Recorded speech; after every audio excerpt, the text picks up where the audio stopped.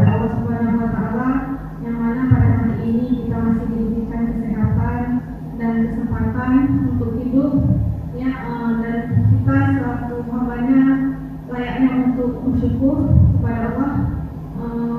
Mari sama-sama kita mulai dengan membaca Bismillah.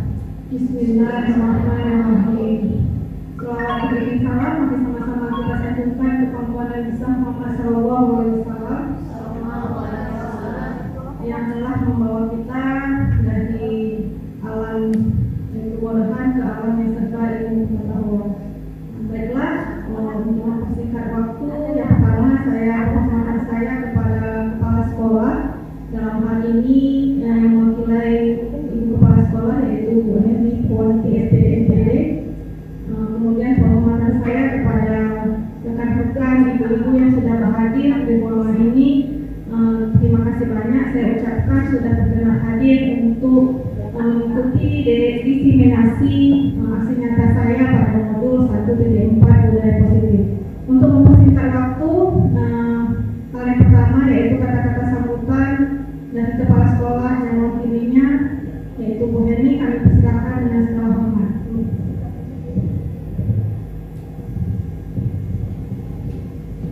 Assalamualaikum warahmatullahi wabarakatuh. Waalaikumsalam warahmatullahi wabarakatuh. Terima kasih kepada Bu Neta yang sudah meluangkan waktunya dan memberi kesempatan kepada saya untuk memberikan kata sambutan mewakili kepala sekolah. Adapun tujuan kita hari ini berkumpul yaitu untuk melihat ataupun mendengarkan paparan dari Bu Neta Yasmina sehubungan dengan kegiatan beliau pada calon guru penggerak atau CGP, yaitu berupa aksi nyata. Mudah-mudahan apa yang dipaparkan oleh Bu Neta pada hari ini bisa memberi kita masukan ataupun ilmu yang bermanfaat untuk kedepannya kita nanti.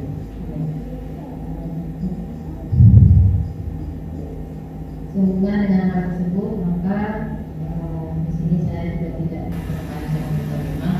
Mudah-mudahan kita bisa melewati ataupun membersamai kegiatan ini dengan baik. Terima kasih kepada Bu Neta atas kesempatannya.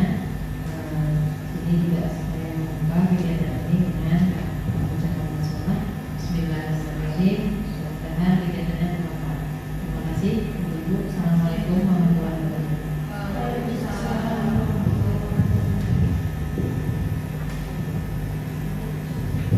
Terima kasih kepada Ibu Heni Puanti SPD NPD selaku yang mewakili kepala sekolah hari ini yang tidak bisa berhadir karena ada kegiatan lain di luar kota. Baik, untuk lanjutannya adalah kegiatan intinya, yaitu saya sendiri. Kita mulai diseminasi untuk budaya positif pada hari ini. Sebelumnya saya mau kasih sebuah pantun nih. Biasa kan kalau orang Aceh Tamiang identiknya sama pantun ya. Kalau tidak ada pantun rasanya bukan Aceh Tamiang. Ya, jangan lupa catatnya nanti ya, kalau saya bilang ya. Jalan-jalan ke Mangga Dua. Jangan lupa membeli pasta. Selamat datang rekan-rekan semua. Mari kita mulai diseminasi ini dengan bahagia. Ibu-ibu semua bahagia nggak hadir ke sini? Alhamdulillah, saya juga ikut merasa sangat bahagia, luar biasa. Terima kasih banyak atas kehadiran ibu semua yang sudah berkenan untuk mengikuti diseminasi saya pada hari ini. Semoga tidak membosankan. Mari kita sama-sama aktif ya kegiatan pagi ini agar suasana tidak jenuh. Baiklah, yang pertama perkenalkan, ini adalah ada beberapa orang yang penting ya untuk saya di calon guru ini, yaitu yang pertama Bapak Rijal SPD MTSOL. Beliau adalah fasilitator saya di calon guru penggerak angkatan 11 ini.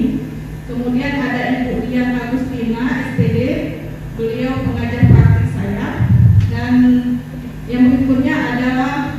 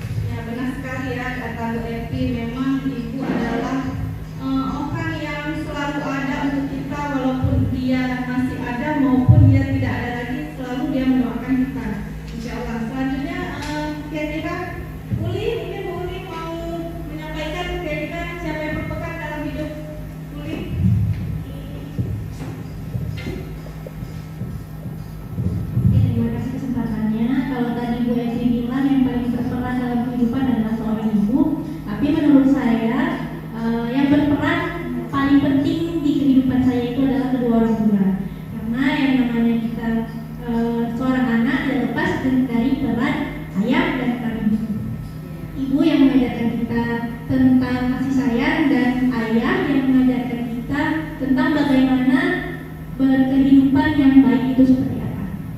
Terima kasih. Terima kasih Bu Uli, luar biasa jawabannya ya. Tambahan dari Bu Uli, selain ibu, ada juga ayah ya, pasangan sejoli yang selalu senantiasa mendampingi kita di saat susah maupun senang. Oke, ada yang ingin menambahkan? Oke, Bu Nami, silakan. Terima kasih. Menurut saya yang berperan penting dalam kehidupan, ketika orang tua kita masih ada, ibu dan ayah, mereka lah yang berperan paling penting. Ketika ayah dan ibu tidak ada, maka digantikan oleh perannya suami dan anak. Jadi menurut saya seperti itu. Mana tepuk tangannya? Luar biasa ya, konkret. Jadi keluarga besar ya Ibu ya. Selain orang tua, suami, anak ya, semuanya. Baiklah, ini dari saya ya. Kalau saya pernah ditanya siapa yang paling berperan dalam hidup saya adalah yang pertama pastinya Allah Subhanahu Wa Taala. Kan siapa ya? Bagi saya yang pertama adalah Allah Subhanahu Wa Taala yang telah memberikan saya hidup dalam keadaan Islam. Itu yang pertama yang saya rasakan penting bagi saya. Kemudian yang kedua dari Allah Rasulullah SAW. Tanpa perjuangan beliau dulu mungkin saya khususnya kaum wanita kita tidak bisa menikmati seperti yang sekarang. Bisa dengan bebas menuntut ilmu, kemudian menjalankan hak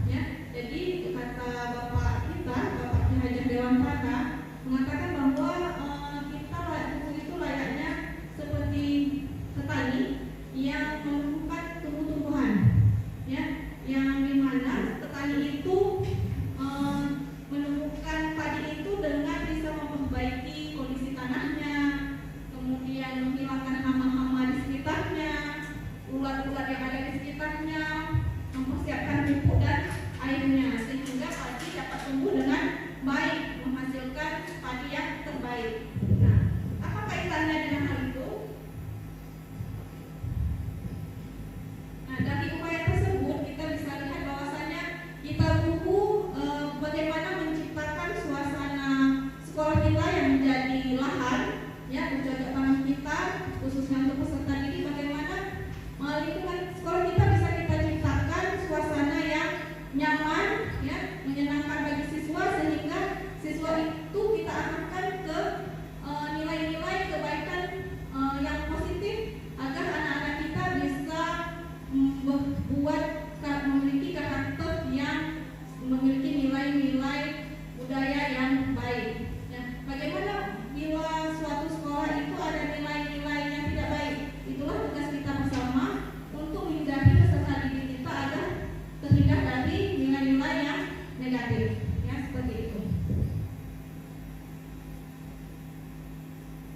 Nah, ini konsep budaya positif kita hari ini.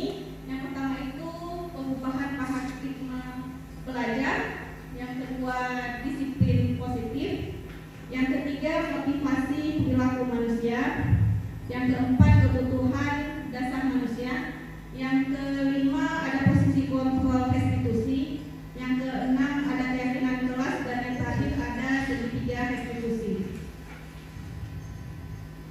Jadi kita masuk ke materi pertama, yaitu perubahan paradigma belajar.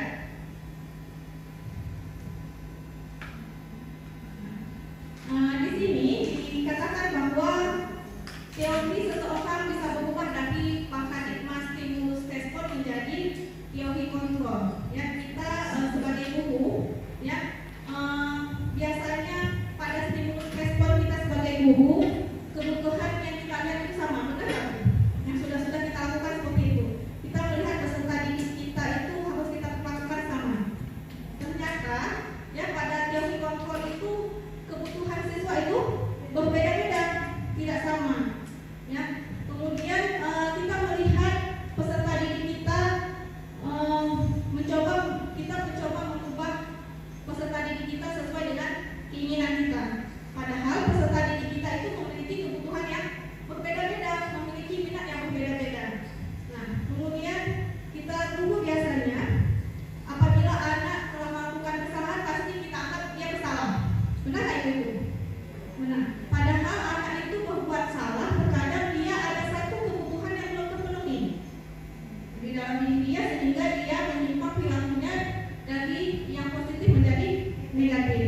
Ya, itu yang kita lihat di lapangan. Kemudian kita sebagai guru kita biasa menganggap diri kita bisa mengontrol anak-anak kita. Benar? Benar ya. Padahal selain kita harus mengontrol diri sendiri, kita juga harus mengajarkan ke peserta didik kita agar peserta didik kita juga bisa mengontrol dirinya sendiri, ya, tidak melakukan pemaksaan, sehingga kita sebagai guru bisa melakukan kolaborasi dengan peserta didik kita pada saat pembelajaran dan berpikir menang dan menang. Selama ini banyak kita masih melihat, termasuk mungkin saya sendiri dulu, bahwasanya menganggap apa yang kita lakukan kita yang menang. Anak mungkin itu aku mengikutin kita, benar ya gitu ya. Padahal tidak seperti itu teori yang benarnya. Bagaimana kita menang, mungkin kita juga menang. Ya. Jadi tidak ada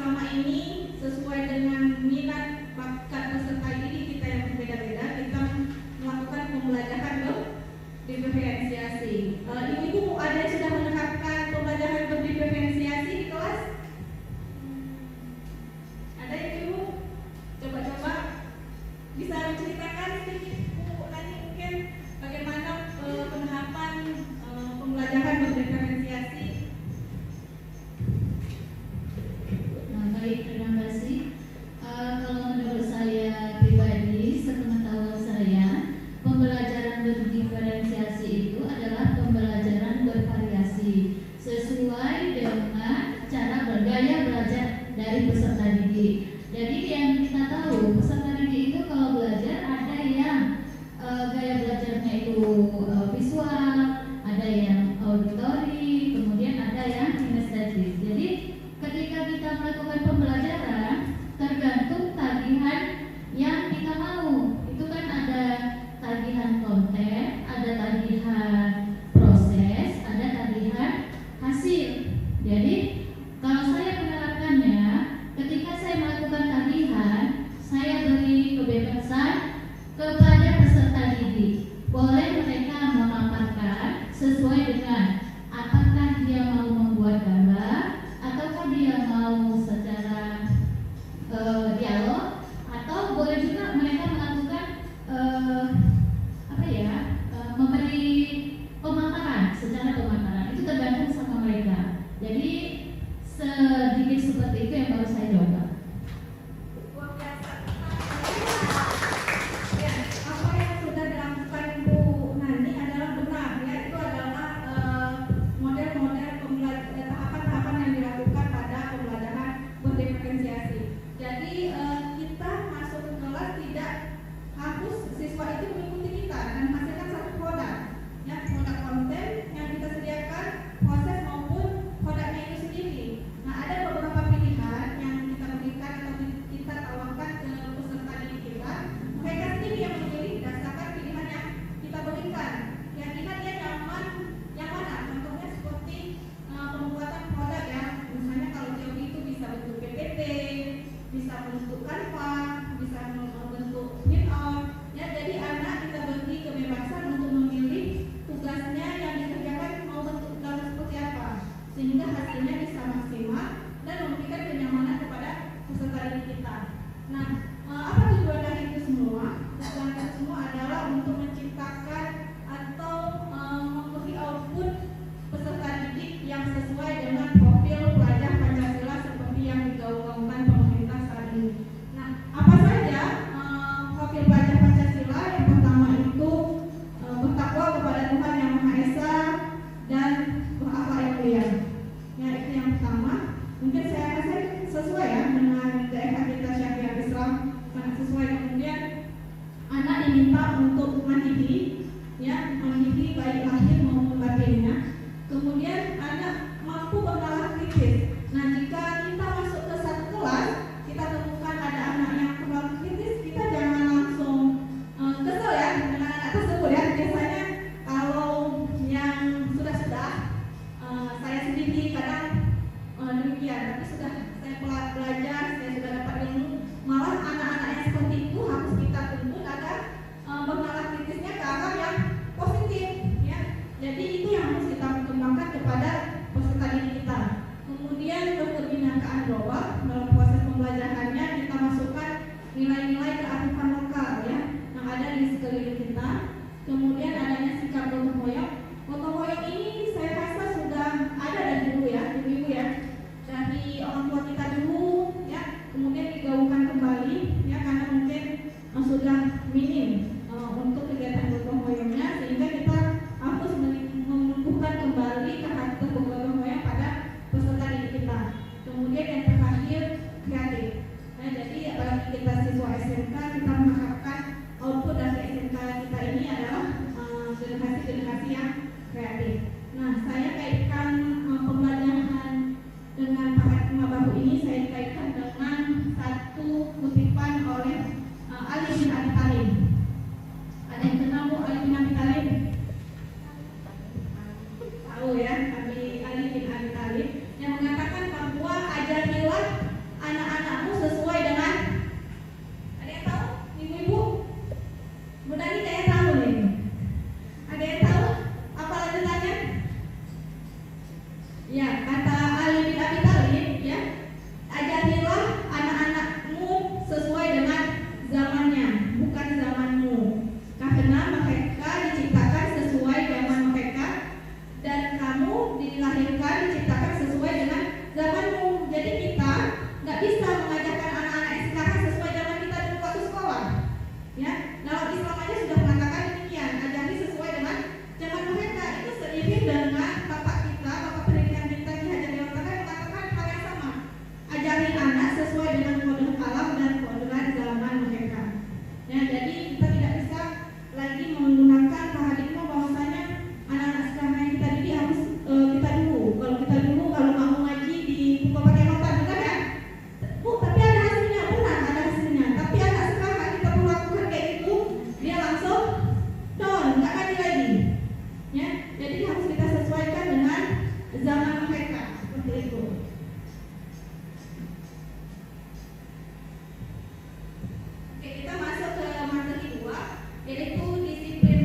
positif. Disiplin positif, ya, disiplin apa itu disiplin? Disiplin itu mengacu pada disiplin diri, ya, yang memiliki tanggung jawab, ya, berdasarkan nilai-nilai yang diyakini. Sedangkan Bapak Ki Haji Dewan Tahar mengatakan bahwa di mana ada kemerdekaan, di situ ada disiplin yang kuat, yang tumbuh dari disiplin, yaitu memiliki kedisiplinan yang tumbuh dari diri orang tersebut atau faktor intrinsiknya. Sedangkan pendidik kita yang harus memotivasi siswa kita untuk nilai-nilai kebajikan universalnya, baik yang kita temukan dari dalam diri mereka maupun dari luar diri mereka. Kenapa harus dua-duanya? Kalau mau cepat, kita temukan motivasi ekstrinsiknya dengan contohnya keyword, ya, tapi itu tidak berlaku panjang, jangkanya bisa terbatas. Tapi kalau kita didik peserta didik kita dengan yang kita temukan karakter dari dalam diri mereka, kesadaran mereka terhadap disiplin itu, jangka waktunya akan panjang. Kenapa? Karena tumbuh dari dalam diri kedua peserta didik sendiri. Jadi beda jangkanya. Kalau yang mau jangka panjang, berarti kita harus latih karakter dia seperti yang sekarang ini. Oke, kita masuk ke materi selanjutnya, motivasi perilaku manusia. Oke, kita eksekutif kembali. Ya, sepertinya sudah saling sedikit, mungkin suasana mendukung, ya. Ada yang mau menebak gambar yang di depan, tebak gambar ini. Kira-kira gambar apa ini? Itu ada kucing, kemudian ada bel, dan ada uang, ya. Punya ya kucing belang. Benar sekali. Jago ya ibu, masya Allah, luar biasa. Langsung tebak kucing belang. Di sini ada kucing belang kita, Bu? Ada kucing belang. Ya, saya ingat dengan kucing belang, ya. Oke, jawabannya ya kucing belang. Oke, kita yang kedua. Lebih baik. Iya, masya Allah, ternyata luar biasa. Jawabannya adalah lebih baik. Ya, ini ada lebah, ya. A-nya diganti dengan I, jadi lebih, ya. Arti diganti T-nya dihilangkan jadi baik, jadi lebih baik. Ya. Teman ya. Oke, kita lanjut ke materi kita. Nanti ada pertanyaan lagi dari saya. Bapak, tidak ada Bapak, mohon maaf. Ibu, pernahkah melakukan sesuatu untuk mendapatkan senyuman dari orang lain? Yang pertama, kemudian untuk apa ibu melakukannya? Untuk memperoleh hadiah kah? Atau untuk mendapat senyuman? Siapa yang mau jawab, ibu-ibu? Pasti saya yakin di antara kita semua sudah pernah melakukan ini. Tergantung tujuannya kemana. Contohnya saya nih, contohnya saya ke sekolah. Tujuan saya ke sekolah datang tepat waktu itu apa? Apakah saya ingin disanjung? Apakah ingin dapat reward dari kepala sekolah? Atau memang untuk orang saya sendiri? Ibu-ibu pasti pernah melakukannya atau sering? Atau tidak pernah? Ada yang ingin mau jawab? Wenda, mungkin? Terima kasih. Mungkin bukan untuk mendapatkan hadiah atau sanjungan, mungkin sebenarnya untuk menghibur ibu-ibu atau menghibur diri sendiri yang kira-kira kurang kurang senyum ya, atau kurang terlalu fokus, jadi buat lelucon sedikit atau buat senyuman biar orang lain juga tersenyum. Itu aja. Terima kasih. Tepuk tangan boleh untuk Enda. Benar ya, Bu Enda bilang, karena di agama kita juga menyuruh kita memberikan senyum, karena senyum adalah ibadah. Jadi ibadah yang paling mudah itu adalah memberi senyuman, ya, sedekah, ya. Mungkin Bu Edi mau menambahkan? Ibu yang lain yang di belakang, mungkin yang masih senyum dengan pada saya silakan menggunakan kira-kira motivasi apa dari hubungan ini memberikan senyuman. Saya kasih Ibu Nana.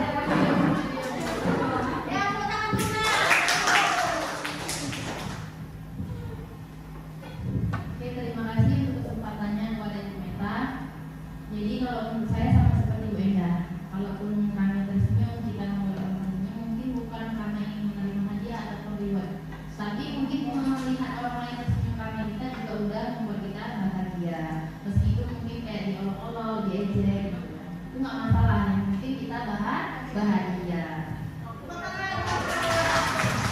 Terima kasih, luar biasa ya Bu Una.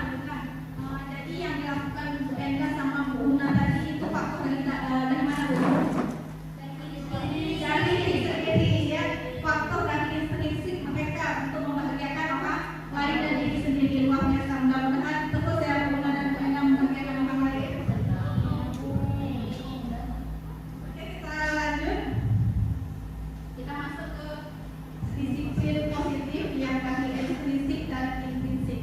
Kalau dari ekstrinsik itu biasanya dari luar ya. Biasa itu kita lakukan untuk menghindari ketidaknyamanan atau agar kita terhindar dari hukuman. Kemudian faktor ekstrinsik yang kedua adalah untuk mendapatkan imbalan atau reward dari orang lain. Nah, dua ini pengaruhnya apa? Itu hanya sementara. Ya, jadi anak-anak di kelas perlu nggak kita kasih reward kira-kira dulu? Perlu ibu? Perlu ya memberikan reward untuk menghasilkan hasil yang cepat, tapi itu tidak bersifat lama. Ya, karena dari satu penelitian, ya, apabila kita mengajar memberikan reward, ya, anak-anak apabila kita sering memberikan reward, anak-anak itu akan minim kreativitasnya, karena mereka mengharapkan reward, bukan mencapai target untuk mereka benar-benar berkreativitas. Jadi sesekali boleh ya sebagai acuan cara cepat kita untuk meningkatkan potensi anak, tapi tidak boleh sering-sering kita lakukan ya, karena itu dampaknya jangka pendek. Tetapi yang jangka panjang adalah motivasi yang muncul dari peserta didik kita dan di dalam dirinya ya, untuk menjadi orang yang mereka inginkan dan menghargai diri sendiri dengan nilai-nilai yang mereka inginkan. Jadi anak-anak kita ajarkan untuk menghargai dirinya sendiri ya.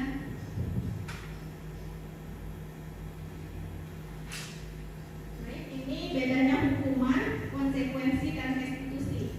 Ya, kalau di hukuman, ya itu tidak terencana, ya kan, ibu-ibu, benar demikian. Kalau misalnya anak tiba-tiba datang terlambat, pasti langsung kutip sampah. Kutip sampah itu hukuman atau gimana bu? Atau konsekuensi? Hukuman ya? Ya hukuman. Ya itu tidak kita rencanakan kan? Langsung tiba-tiba. Kemudian mungkin tidak tahu apa-apa yang terjadi, tidak dilibatkan dalam proses membuat peraturan, sehingga tiba-tiba dia memperoleh hukuman. Ya, kemudian bersifat satu arah. Ya dari kita yang kita buat peraturan, bukan kita berdasarkan kesepakatan bersama antara kita dan murid kita. Kemudian biasanya hukumannya itu fisik, ya maupun psikis. Kalau fisik itu biasanya seperti kutip sampah tadi ya ibu ya. Kalau psikis bu dimarahi ya dengan kata-kata yang kasar, mungkin maaf. Jadi itu memberi dampak yang dalam sebenarnya pada peserta didik kita. Sedangkan konsekuensi biasanya itu disepakati bersama. Nah ini kita buat aturan. Ya konsekuensinya apa apabila tidak dilakukan seperti itu ya ibu ya. Kemudian mungkin tetap dibuat tidak nyaman, walaupun sudah dibuat kesepakatan, tapi tetap dibuat tidak nyaman. Kenapa? Karena ada konsekuensinya. Ya tetap seperti itu. Kemudian sikap guru selalu memonitor murid. Benar nggak ibu? Kita udah buat kesepakatan nih, tapi kita tetap memonitor. Kenapa? Karena dari yang tadi kita munculkan dari luar diri mereka, dari faktor ekstrinsik mereka. Nah, kalau restitusi ini yang baiknya kita munculkan ke peserta didik kita, karena proses menciptakan kondisi bagi murid untuk memperbaiki kesalahannya. Jadi anak-anak itu kita tanyakan apa kesalahan dia dan bagaimana mencari solusi dari apa yang mereka lakukan. Jadi anak itu yang sudah buat kesalahan, kita kembali tanya kepada mereka solusi apa yang ditawarkan oleh mereka, bukan dari kitanya. Jadi balik ke yang tadi mengalah kritis ya. Kemudian adanya proses kolaborasi yang mengajarkan murid untuk mencari solusi sendiri. Kita berkolaborasi kepada dengan murid kita, dengan peserta didik kita untuk mencari solusi walaupun solusi itu datang dari mereka. Ya, seperti itu ya ibu. Baik, mari kita berlatih bersama. Tadi kita sudah tahu yang mana itu hukuman, yang mana itu konsekuensi. Nah, kita lihat ini tindakan-tindakan berikut ini yang mana sih yang hukuman, yang mana sih yang konsekuensi. Nah, yang pertama, murid diminta untuk push up 15 kali karena tidak menggunakan helm. Itu masuk yang mana ibu? Hukuman. Oke, kita kunci dulu ya hukuman ya.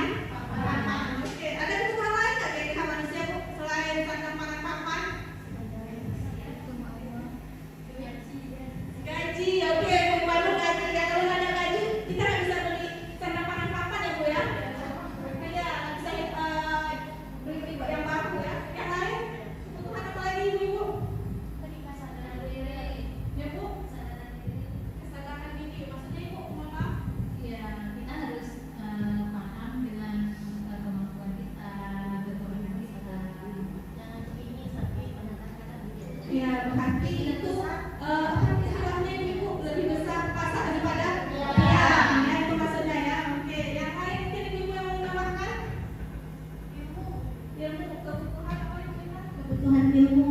Oke, baik, terima kasih. Kebutuhan ilmu ya. Kalau nggak ada ilmu, rasanya apa ya? Ya, kalau tidak ilmu biasa ada istilahnya. Biasa orang tua lebih tahu. Kalau ilmu itu sebanding dengan apa? Ada yang tahu ilmu? Kan ada di bakatnya itu. Ilmu tanpa adab, ya. Tanpa adab. Ya itu seperti itu ya. Baik, kita masuk ke kebutuhan dasar manusia. Kita lihat bersama-sama apa saja yang menjadi kebutuhan dasar manusia. Nah, sebelumnya kita lihat dulu, kebutuhan dasar manusia adalah segala sesuatu yang kita lakukan untuk mendapatkan apa yang kita inginkan. Seluruh tindakan kita lakukan memiliki tujuan tertentu. Seperti tadi, tersebut tujuannya seperti apa? Untuk apa? Dan semua usaha terbaik yang kita lakukan dalam rangka kebutuhan kita memenuhi kebutuhan kita sebagai manusia. Oke, ini dia adalah kebutuhan dasar manusia. Ya, jadi kita selaku manusia itu ada 5 kebutuhan yang harus kita penuhi. Ya, yang pertama itu bertahan hidup atau survival. Ya, seperti yang Ibu sampaikan tadi, ini terbagi 2, yaitu kebutuhan fisik dan kebutuhan biologis. Ya, kalau fisik seperti tadi kebutuhan makan, minum, ya. Kemudian kalau misalnya kebutuhan biologis yaitu reproduksi, ya. Pasti setiap kita yang sudah berumah tangga ingin memiliki keturunan, ya. Itu adalah kebutuhan biologis supaya kebutuhan hidup dasarnya atau survivalnya itu dapat terpenuhi. Kemudian yang kedua yaitu kasih sayang dan rasa ingin diterima atau love and belonging, ya. Kasih sayang, setiap kita pasti ingin disayang ya Ibu ya. Apalagi ibu-ibu pasti ingin disayang, ya. Benar. Jadi kebutuhan yang kedua yaitu kebutuhan kasih sayang dan ingin diterima. Kalau di sekolah kita pasti ingin diterima oleh rekan-rekan kita yang lain, ingin diterima oleh kepala sekolah ya Bu ya, ingin diterima oleh peserta didik kita. Itu adalah kebutuhan sebenarnya Ibu. Jadi apabila anak-anak murid kita memiliki tingkah yang berbeda, pasti ada kebutuhan yang tidak tercapai sehingga mereka memunculkan sikap-sikap yang mungkin di luar jalur. Ya, ada kebutuhan yang harus kita tanyakan ke mereka agar kita tahu kebutuhan apa sih yang belum mereka penuhi. Kemudian kebutuhan tetap terhubung dengan orang lain. Ya, antara kita seperti tadi dengan teman yang lain, dengan kepala sekolah, dengan guru-guru di luar, dengan orang tua murid, ya, dengan lingkungan sekitar sekolah kita mengajar. Kemudian yang ketiga, kebutuhan dasar manusia terkait dengan kesenangan atau fun.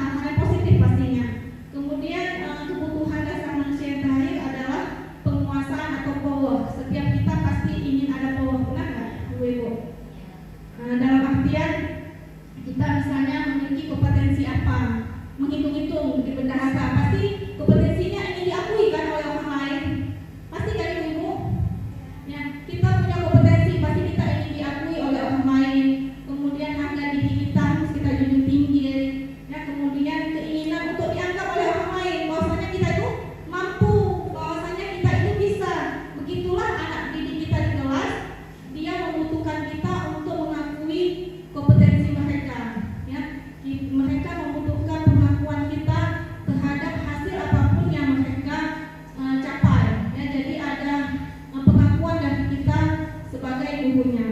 Kemudian prestasinya, walaupun di kelas anak-anak ada yang maaf cakap, yang kurang, yang pintar, itu semua harus kita akui, berikan hal-hal yang positif kepada peserta didik kita.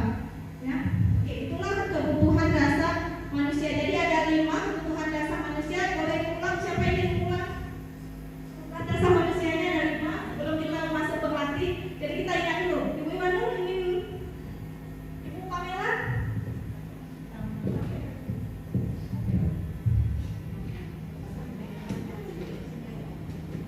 Terima kasih Bu. Jadi ada 5 kebutuhan dasar manusia. Yang pertama bertahan hidup atau survival, kasih sayang dan rasa diterima, kebebasan, penguasaan dan kesenangan.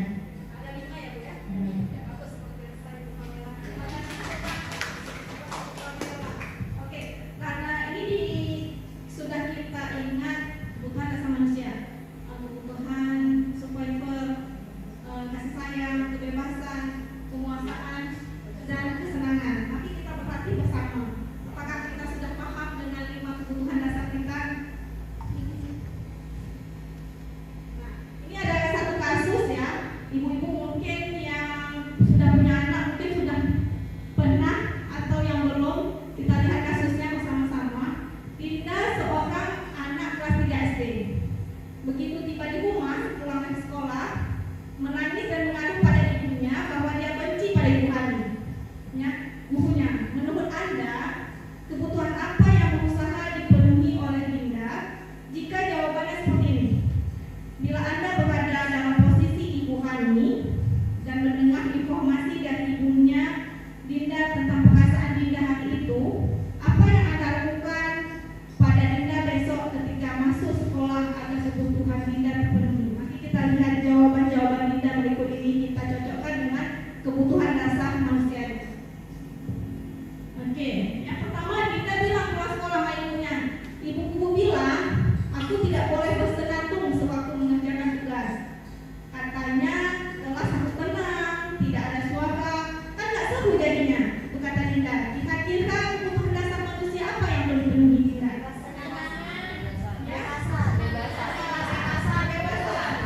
Kita kunci ya, ini bukan jawabannya bebas berarti ya. Kebebasan. Oke. Selanjutnya kata Dinda nih pulang sekolah sama ibunya. Ibu Wuwu tidak menyapa aku hari ini, padahal aku pakai jilbab baru loh. Kasih perhatian. Kasih sayang ya. Oke, kasih sayang. Kemudian kata Dinda berikutnya, aku bosan.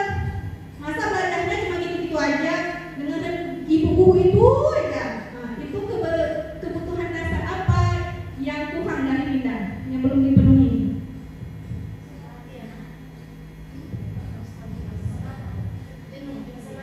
Ada 5 tadi, ada bertahan hidup, ada kasih sayang, ada kesenangan, kebebasan, dan kekuasaan. Yang 5 itu kira-kira apa ya? Aku bosan, masa belajarnya cuma gitu-gitu aja. Kesenangan, kita kunci ya. Kesenangan, oke. Kemudian yang terakhir kata Dinda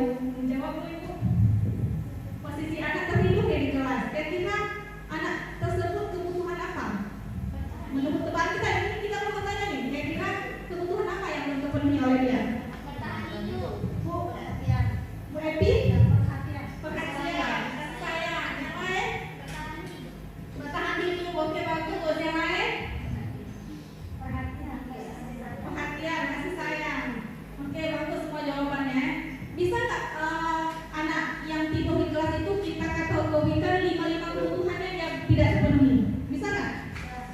Bisa. Semua biasa terus sekali jawabannya. Iya bisa ya.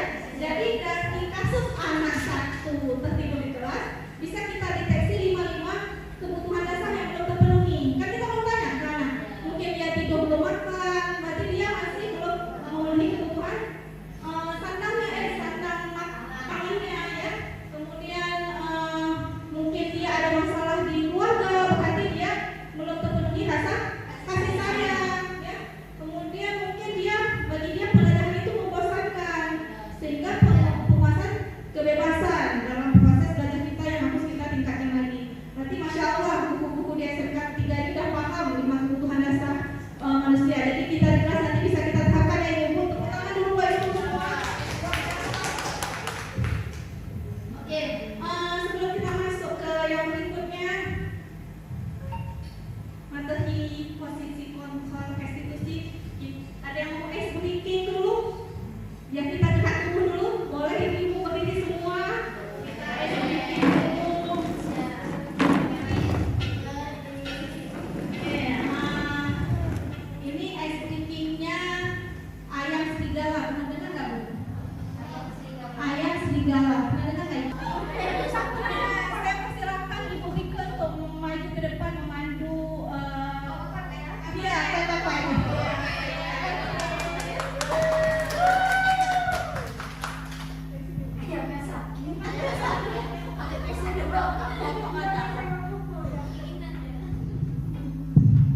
Terima kasih Meminta kasih kesempatan saya untuk memandu teman-teman yang lain ice breakingnya. Sebelumnya ibu-ibu udah pernah dengar atau tahu irama lagu Potong Bebek Angsa?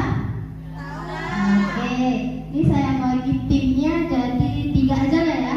Yang depan kuek-kuek, yang tengah kuik-kuik, yang belakangnya kuok-kuok.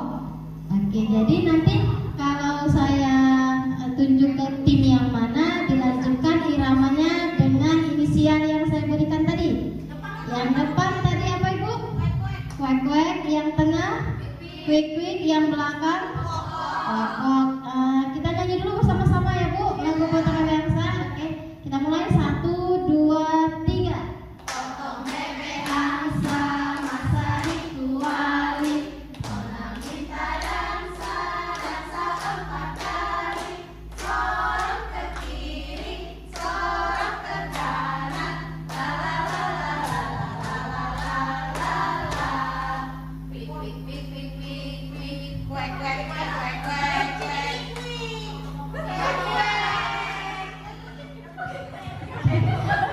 Tiga ulangi ya Bu ya, yang depan kuek-kuek, yang tengah kuik-kuik, yang belakang kuok-kuok. Oke, pakai gaya ya Bu, biar serius ya, biar seru ya. Oke, diulangi yang depan kuek-kuek, yang tengah kuik-kuik, dan yang belakang kuok. Oke, kita ulangi harga nyanyi nanti sambung ya Bu nadanya ya. Potong bebek angsa, masa dikuali.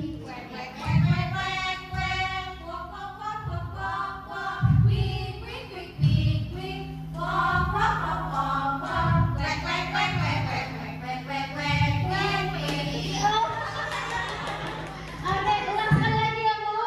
Oke, 1, 2, 3. Potong bebek angsa, masa dikuali, dona minta dansa, dansa 4 kali. Oke,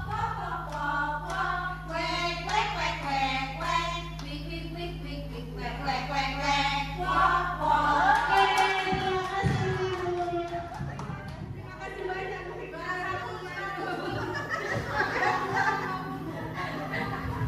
Nanti akan diberikan hadiah oleh Bu Evi ya.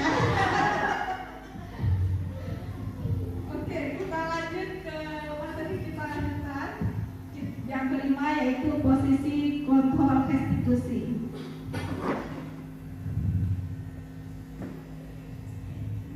Nah, ini masuk lagi ice breaking. Dan lagi ice breaking, yang dapat ice breakingnya, yang lebih konsentrasi dan fokus. Silakan Mbak gambar di depan. Ya? Untayan bunga, Ibu kita cepat sekali ya, Masya Allah ya. Kayaknya sudah pakahnya di tempat gambar nih Mbak Ibu.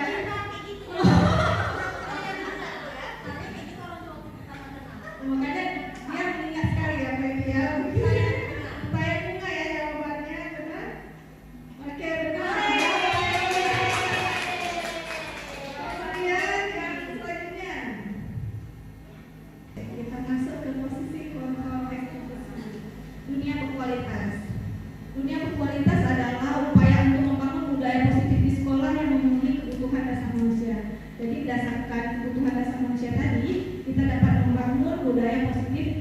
sekolah di mana kita berada. Kemudian restitusi adalah proses kolaborasi yang mengajarkan mungkin untuk mencari solusi dari permasalahan mereka sendiri, ya sehingga mungkin bisa berpikir tentang orang seperti apa yang mereka inginkan dan bagaimana mereka memperlakukan orang lain.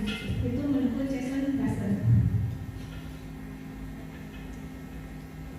Oke, ini ciri-ciri dari restitusi adalah yang pertama, restitusi bukan untuk menebus kesalahan, namun untuk belajar dari kesalahan. Jadi peserta didik kita apabila melakukan kesalahan dengan cara restitusi ini, dia tidak untuk menebus kesalahannya, tapi untuk belajar dari sebuah kesalahan yang mereka lakukan.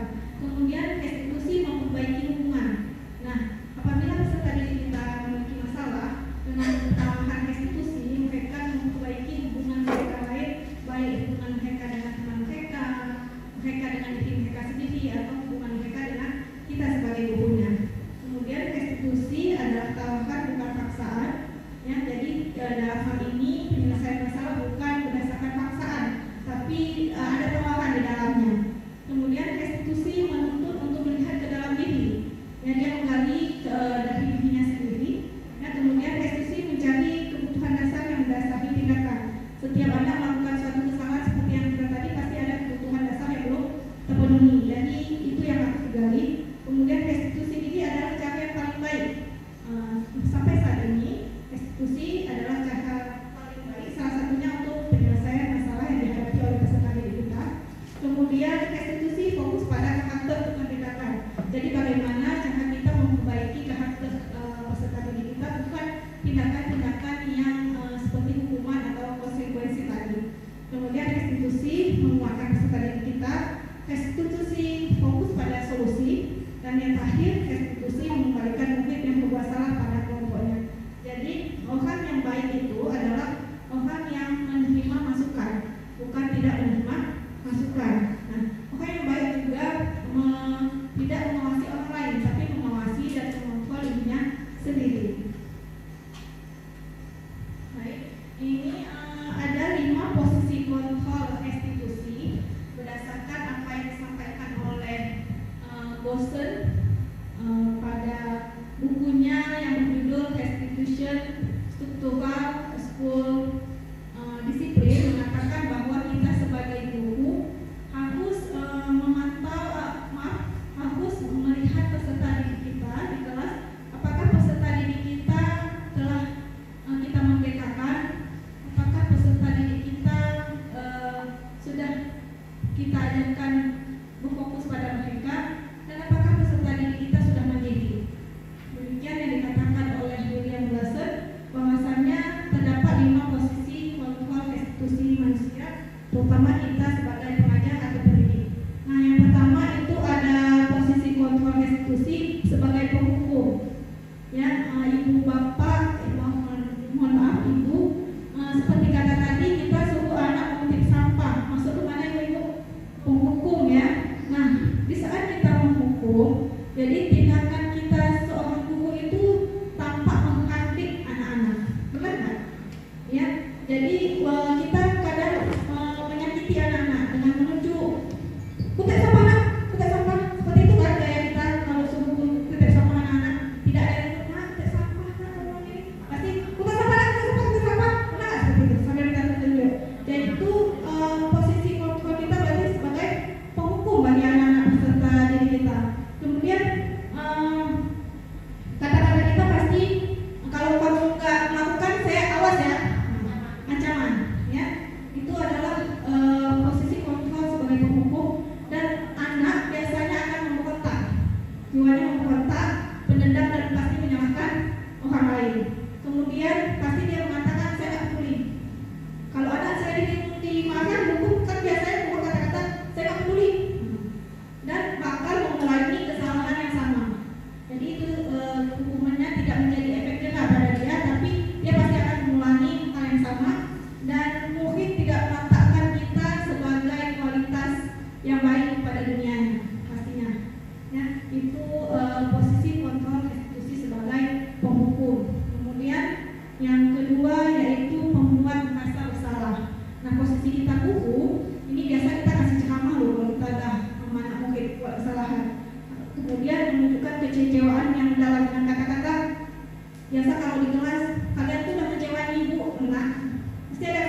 dulu mungkin kita sering kalau masalah kalian itu udah ngecewain ibu. Nah, sehingga dengan kata-kata itu anak merasa dirinya bersalah, ya. Kemudian pasti hasilnya bagi anak akan menyangka enggak bu, kami enggak seperti itu sama ibu. Pasti mereka menyangka jadinya berbohong dan akhirnya mereka mengatakan maafkan saya ya bu. Padahal itu tidak murni dari hati mereka karena kita sudah mengatakan kata-kata yang tadi kekecewaan kita. Kemudian akibatnya apa? Anak atau murid kita akan merasa rendah diri, merasa bersalah dan gagal. Itu perasaan mereka dan mungkin tidak meletakkan kita sebagai ibu dalam dunia yang berkualitas dalam hidupnya. Kemudian posisi kontrol yang ketiga itu adalah teman. Yang kadang kita membuat alasan-alasan untuk melindungi peserta didik kita, benar ya ibu ya. Nah padahal itu hal yang sebaiknya tidak dilakukan karena kita biasanya kalau kita sebagai ibu posisi teman kita biasanya mengatakan seperti ini kepada ibu, tenang aja nanti ibu yang beresin. Ya seperti itu ya, tenang aja. Berarti kita menganggap peserta didik kita itu teman karena kita telah melindungi dia. Kemudian yang akhirnya nanti anak-anak jadi ketergantungan. Kalau nggak ada, kalau mana ada nggak ibu ya, dia pasti yang akan lindungi aku, pasti dia akan membela aku. Pasti anak-anak menjadi ketergantungan sehingga karena dia menganggap kita itu temannya dan dia akan tergantung dan tidak mandiri. Efeknya seperti itu dan tidak bisa memutuskan apabila terjadi suatu masalah pada diri dia. Dan mungkin biasanya pada posisi kontrol institusi sebagai teman ini tidak meletakkan gurunya sebagai hal yang penting dalam dunia buah kualitasnya karena dia menganggap temannya. Tidak semuanya teman dianggap penting bagi dia. Jadi itu posisi kontrol restitusi kita sebut sebagai teman.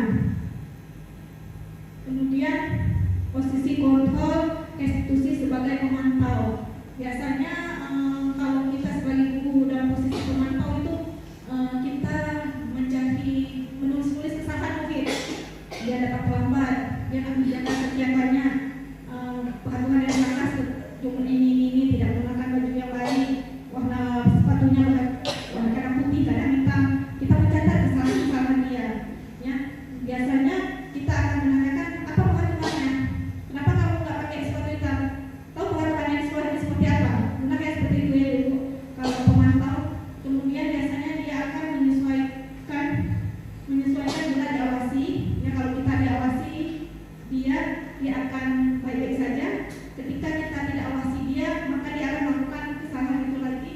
Kemudian anak akan menanyakan hadiah apa yang akan ibu berikan kepada saya apabila melakukan pengaturan itu dan menitip beratkan pada diri sendiri, hasilnya tidak mendapat hadiah ataupun mendapat hukuman. Jadi anak-anak itu tidak ada dampak pada diri mereka apabila kita menjadi pemantau bagi peserta didik kita, sehingga mungkin tidak meletakkan buku pada peraturan di dunia kualitas dalam hidupnya. Kemudian posisi yang idealnya adalah posisi manajer.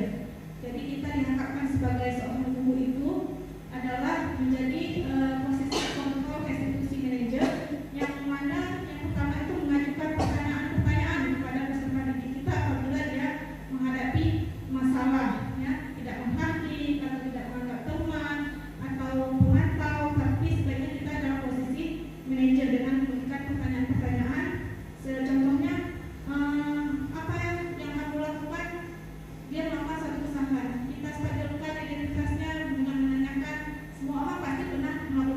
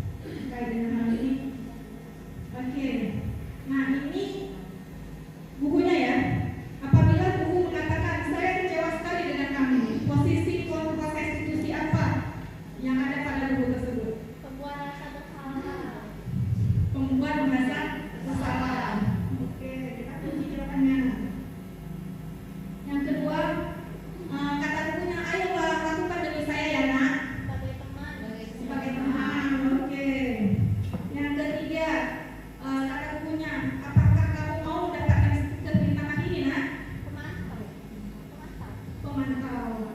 Kemudian kamu tidak pernah berhasil dalam kehidupan ini. Pembuku. Oke, yang terakhir, bagaimana kamu bisa menyelesaikan masalah ini? Manajer. Oke, ternyata tepuk tangan dulu buat buku saya teman kamu. Masya Allah, sudah paham ternyata jawabannya kita lihat. Ya, jadi kalau kita sebagai ibu mengeluarkan kata-kata begitu, saya kecewa sekali dengan kamu. Pastinya kita dalam posisi membuat merasa bersalah. Kemudian apabila kita sebagai ibu, ayolah lakukan demi ibu. Ya, nanti ibu dimarahi kepala sekolah, misalnya contohnya, itu kita lakukan sebagai teman. Kemudian apakah kamu mendapatkan stiker rintangan ini, nak? Pemantau, ya, kita pantau anak itu. Kemudian kamu tidak pernah berhasil. Kita mengutuk anak orang lain, ya. Nah, saya sudah mengakali seperti itu. Jadi akan keluar kata-kata menghakimi pada peserta didik kita seperti kata ini, kamu tidak akan berhasil dalam kehidupan kamu. Itu sebenarnya doa kita orang tua ya sebagai ibu. Jadi sebaiknya kita tidak melakukan hal itu sebagai penghukum bagi murid-murid kita. Yang terakhir adalah bagaimana kamu bisa menyelesaikan masalah ini, nak. Jadi kita kembalikan ke peserta didik kita, agar dia berpikir untuk menyelesaikan masalahnya. Ini adalah posisi yang paling ideal, yaitu posisi manajer. Kemudian materi ke-6, keyakinan kelas. Saya yakin ibu-ibu semua yang masuk kelas sudah membuat keyakinan kelas, benar ibu? Kesepakatan, iya. Kesepakatan itu, oke, mari silahkan ditebak. Iya, Masya Allah, Bu Enda, ternyata kita lihat ya, iya, dan petenis handal, ya. Kemudian lanjut, iya, iga bakar. Ternyata Bu Enda hobi iga bakar, kayaknya dari makin harga. Oke, luar biasa. Kita lanjut. Nah, keyakinan kelas. Apakah keyakinan kelas sama dengan kepatuhan kelas? Pertanyaan saya ini, Ibu. Beda. Apa yang buat beda? Silakan tulis, silakan.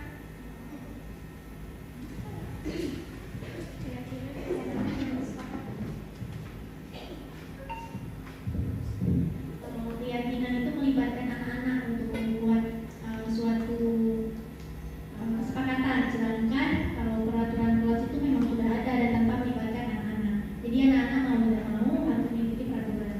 Sedangkan keyakinan adanya persetujuan antara pendidik, yaitu guru dan juga anak-anak sebagai peserta didik.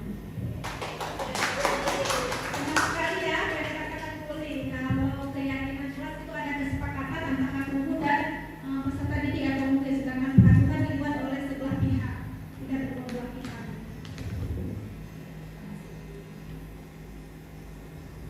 Dijelaskan oleh Bu Umi tadi. Kita lanjut ke inilah nilai-nilai profil pelajar Pancasila.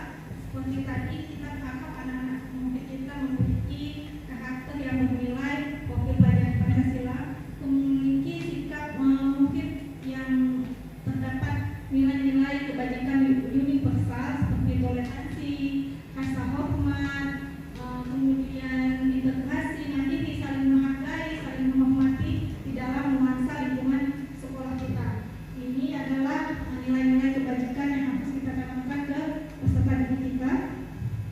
Kemudian, nah ini nilai kebajikan juga banyak ya Ibu. Nilai kebajikan saya rasa dulu waktu saya SD ini sudah digaung-gaungkan di pelajaran PPKI biasanya ya, dulu ya. Saya dapatkan ini pada saat dulu saya SD dan alhamdulillah sekarang muncul lagi untuk meningkatkan karakter dari peserta didik kita untuk menjadi pribadi yang bernilai lagi. Oke, ini perhatikan dengan keyakinan kelas. Seperti yang sudah dikatakan oleh Ibu Uli tadi, salah satunya bahwa kalau perhatikan itu dibuat hanya sebelah pihak, sedangkan untuk keyakinan kelas itu ada kesepakatan antara guru dan murid. Dibuat untuk menciptakan lingkungan belajar yang positif berdasarkan nilai intrinsik. Kalau itu dalam perhatikan, jadi perhatikan itu dibuat sehingga memunculkan dari luar, bukan kesadaran dari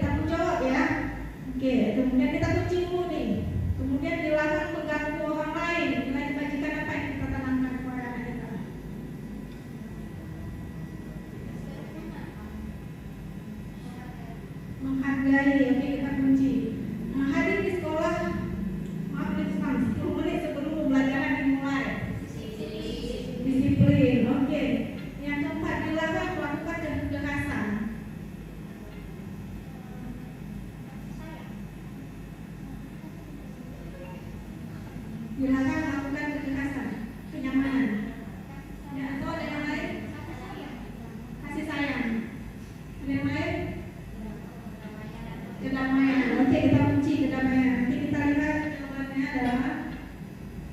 Nah, kembalikan bahan ke tempatnya. Itu adalah nilai-nilai kebajikan yang kita tanam adalah bertanggung jawab.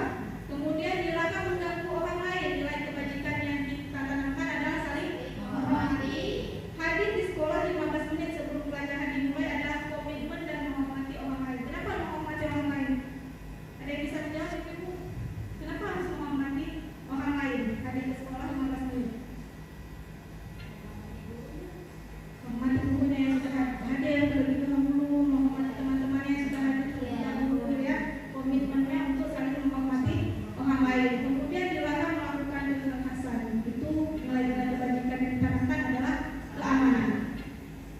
Kita lanjut sedikit lagi. Kemudian kita berkati kembali, dilarang menggunakan narkoba. Nilai kebajikan apa yang kita tanamkan itu? Ya, kesehatan. Oke, kita kunci dulu. Bergantian atau menunggu giliran. Kesabaran. Oke, kita kunci dulu. Dilarang merokok. Ya, dilarang merokok. Ayo, nilai kebajikannya apa, Ibu? Keamanan. Kita kunci ya, keamanan ya. Oke, berjalan di kelas dan koridor. Nilai kebajikan apa yang kita tanamkan? Menghormati orang lain. Oke, kita kunci jawaban Ibu. Kita lihat. Nah, dilarang menggunakan narkoba adalah nilai-nilai kebajikan tentang kesehatan. Bergantian menunggu giliran adalah nilai-nilai kebajikan menghormati orang lain dan berempati. Nah, jadi orang lain nanti kita juga harus nanti adanya empati. Kemudian dilarang merokok. Nilai kebajikan yang kita tanamkan adalah kesehatan dan menghormati orang lain. Kemudian berjalan di kelas dan koridor adalah keamanan dan keselamatan. Ya. Materi yang terakhir, segitiga restitusi. Ya. Setelah ini kita ada nonton video singkat tanggapannya dari Ibu-ibu ya. Oke, ini adalah penerapan segitiga restitusi ya. Ada 3 tahapan di segitiga restitusi dan juga segitiga restitusi. Berarti ada 3 tahapan. Yang pertama itu menstabilkan identitas. Bagaimana cara kita menstabilkan identitas? Contohnya seperti tadi, anak sedang melakukan kesalahan, tapi kita tidak mengejas mereka. Kenapa kalau tidak perlu kamu begini? Tidak. Tapi bagaimana cara kita menstabilkan identitas peserta didik kita dengan memberikan pernyataan seperti semua orang pasti akan melakukan kesalahan. Ya, aku juga pernah melakukan kesalahan, kamu juga, semua orang pasti pernah melakukan kesalahan. Kemudian validasi tindakan yang salah. Ya, dari hal tadi sudah kita stabilkan, kita validasi, dan akhirnya kita tanyakan keyakinan dari kelas, dari peserta didik kita. Misalnya dia mencuri, kita tanya keyakinan kelas yang kita sepakati apa? Nah, pasti ada nilai kejujuran. Nah, dia bisa menjawab dengan jujur. Ini adalah salah satu contoh penerapan segitiga restitusi.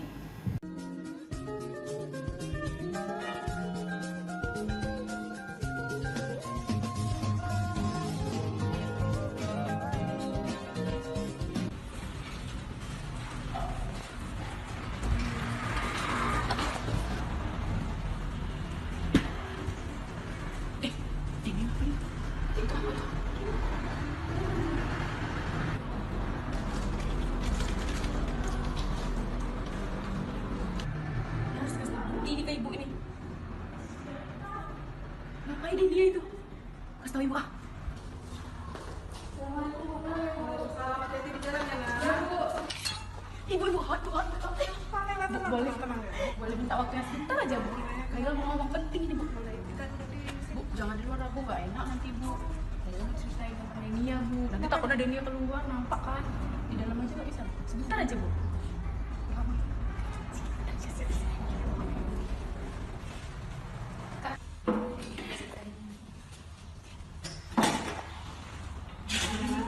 Tenangkan dulu.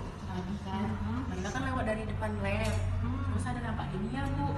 Dia sendiri di dalam dalam kayak orang panik gitu loh Bu. Dia ngambil alat kalau nggak salah tadi, senapak mata Laila tadi dia ngambil alat kecantikan sih Bu. Bicara itu ada buktinya nggak? Atau hanya Ada Bu, sekedar klaim? ada Laila ada buktinya gitu. Tadi sengaja Laila ambil buat kasih tahu ke ibu. Ini ya. Oh, Dia lagi kayak kesusahan gitu loh Bu buka lemari. jam berapa tadi kejadiannya ini? Sebelum pulang sekolah gitu Bu tadi, waktu mungkin kan masih repot-repotnya orang, dia pun ambil kesempatan mungkin Bu. Nanti ibu akan manggil Denia untuk untuk dokumentasi yang udah kamu ambil tidak sengaja ini, tolong kirimkan ibu, jadi ibu juga ada buktinya ya. Nanti kita proses ya.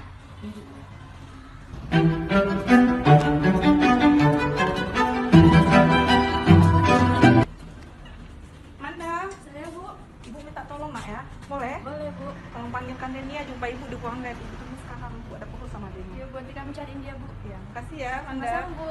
Denia tuh. Oi Denia, Denia dipanggil sama ibu suruh ke lab sekarang. Sekarang? Iya sekarang. Apa? Tahu aku. Makasih ya. Iya sekarang kok ya. Iya iya. Makasih ya.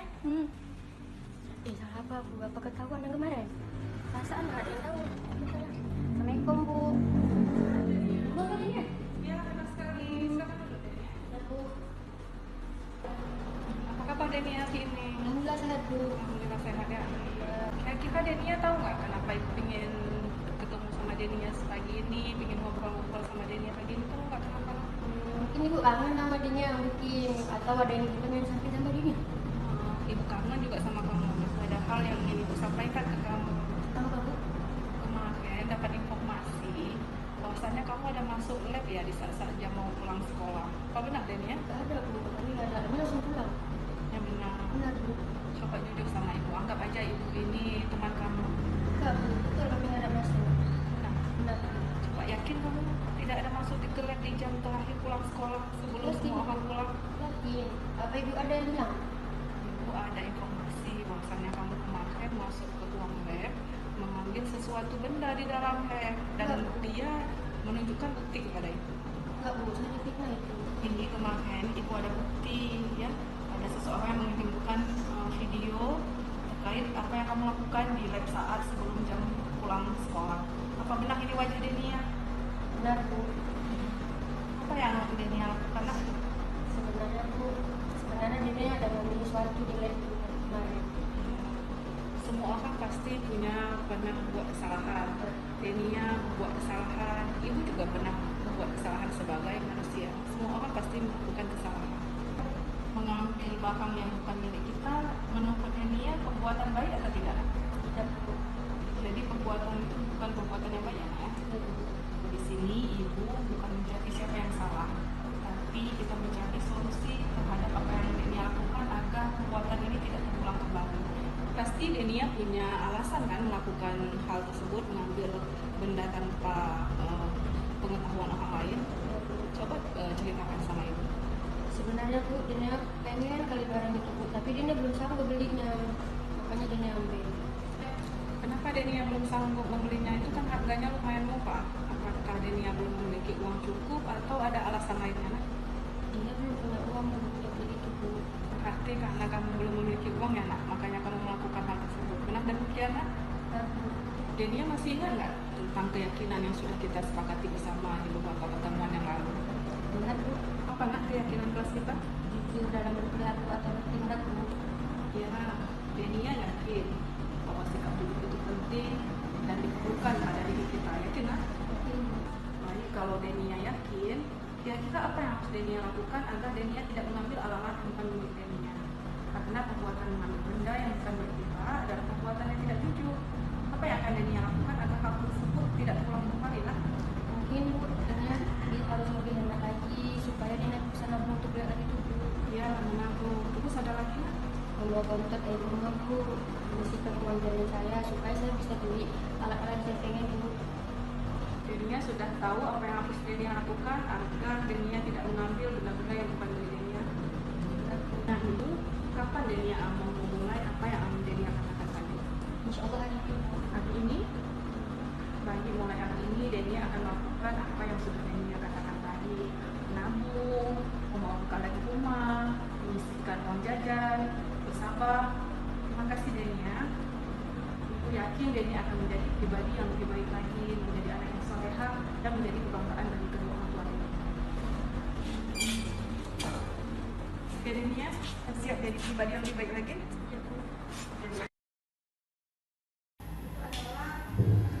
Contoh dari penerapan segitiga restitusi, dan alhamdulillah ada beberapa kasus di jurusan yang saya terapkan segitiga restitusi dan alhamdulillah sesuai. Namun pertanyaannya, bisa nggak semua permasalahan diselesaikan dengan penerapan segitiga restitusi menurut Ibu? Bisa Ibu? Bisa atau tidak semua masalah bisa diselesaikan dengan penerapan segitiga restitusi ini?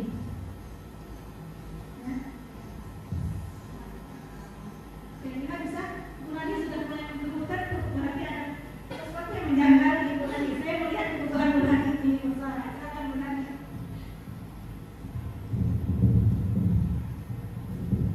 Terima kasih sekali lagi.